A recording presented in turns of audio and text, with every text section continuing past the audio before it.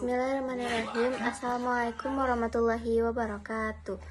Perkenalkan, nama saya Nadla Madalina dari Prodi Pendidikan IPA. Tujuan saya membuat video ini yaitu untuk memenuhi tugas mata kuliah Etika Islam, yaitu membuat video presentasi tentang etika berkomunikasi. Pentingnya etika komunikasi. Yang poin utama, komunikasi yang efektif adalah dasar dari hubungan yang baik. Etika adalah aturan tak tertulis untuk mencapai komunikasi yang sopan, hormat, dan jelas. Kenapa sih penting etika itu? Karena untuk menciptakan rasa hormat dan dihargai. Yang kedua, untuk menghindari salah paham dan menghindari konflik-konflik. Yang ketiga, meningkatkan kualitas hubungan belajar, hubungan keluarga, sosial. Analoginya, komunikasi tanpa etika seperti mengemudi tanpa rambu lalu lintas. Kacau. Kemudian ada beberapa macam etika berkomunikasi dengan guru. Yang pertama, ketika kita saat bertatap muka, yang pertama menggunakan bahasa formal atau baku dan sopan. Yang kedua, dengarkan dengan penuh perhatian ketika guru itu berbicara, dengan kontak matanya tidak kemana-mana atau tidak memotong pembicaraan guru tersebut. Yang ketiga, posisikan diri dengan sopan, berdiri atau duduk dengan tegak, jangan kayak gimana gitu. Kemudian saat melalui chat, yang pertama, awali dengan salam dan perkenalkan diri dengan nama lengkap. Kemudian gunakan kata sopan yang tepat seperti Bapak atau Ibu guru. Kemudian gunakan bahasa yang singkat, jelas, dan baku. Hindari singkatan alay. Kemudian perhatikan waktu mengirim pesan. Jadi kita harus menghindari jam-jam malam seperti jam 10 ke atas, jam 9 ke atas, seperti itu. Kemudian akhiri dengan ucapan terima kasih. Selanjutnya ada etika berkomunikasi dengan orang tua.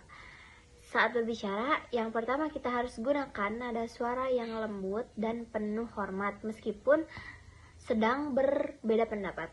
Yang kedua, bersikap terbuka dan jujur tentang masalah atau perasaan. Yang ketiga, ketika meminta sesuatu, gunakan kata tolong dan akhiri dengan kata terima kasih. Kemudian saat berdebat. Ketika kita berdebat dengan orang tua, yang pertama, tetaplah tenang dan dengarkan perspektif mereka. Yang kedua, sampaikan pendapat dengan sopan, santun, hindari membentak dan membanting barang. Yang ketiga, ingatlah bahwa mereka adalah orang tua yang menyayangi Anda. Kemudian yang terakhir ada etika berkomunikasi dengan sesama. Saat berbicara, kita harus menghargai perbedaan pendapat, latar belakang, dan pandangan. Karena kita tentu pasti berbeda-beda pendapat, latar belakang, dan pandangan masing-masing. Kemudian berbicara dengan jelas, jujur, tidak bergosip, dan menyebarkan rumor. Jadi kita tidak bergosip dengan sesama atau tidak menggosipkan teman kita sendiri dan lain sebagainya. Kemudian yang terakhir ada saat bercanda, pastikan tidak ada yang tersinggung, hindari body shaming atau bullying verbal. Jadi jangan menyinggung tentang status mereka atau tentang kekurangan mereka, seperti itu. Kemudian saat di chat, gunakan bahasa yang sopan dan tidak mengandung ujaran kebencian atau hate speech. Kemudian berhati-hati dalam berbagi informasi, cek fakta sebelum share. Jadi kita jangan membagikan hoax. Kemudian yang terakhir, jangan memposting hal-hal yang dapat mempermalukan orang lain, karena itu membuat diri orang lain tuh terasa rendah banget, jadi hindari. Kemudian selanjutnya ada prinsip umum etika komunikasi. Yang pertama, komunikasi yang beretika selalu didasari oleh empati atau mampu merasakan apa yang dirasakan orang lain. Ada 3 pilar utama. Yang pertama, rasa hormat atau respect. Kita harus respect, menghargai posisi, peran, atau perasaan lawan bicara kita, karena itu sangatlah penting. Karena kenapa? Karena mereka, ketika kita bisa menghormati atau respect kepada mereka, mereka pasti juga menghormati kita, karena merasa dihormati itu sangatlah untung. Kemudian yang kedua ada kejelasan atau clarity. Menyampaikan pesan dengan mudah dipahami, tidak terbelit-belit.